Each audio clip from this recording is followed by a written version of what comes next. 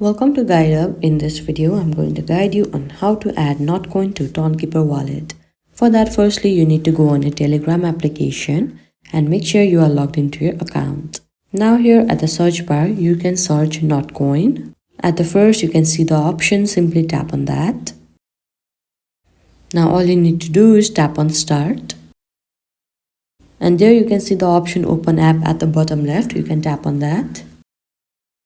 Now this kind of box will pop up, all you need to do is tap on launch. Now at the top you can see connect wallet option, you can simply tap on that. Now here you can see tons of options, you need to choose on Tonkeeper. Again this kind of box will pop up, all you need to do is tap on yes. Now you will be led to another page, you need to tap on connect wallet. Here you need to enter your passcode. And this is how you can add Notcoin to Tonkeeper wallet. I hope you found this video helpful. Don't forget to like this video and subscribe our channel Guide Up. Thank you.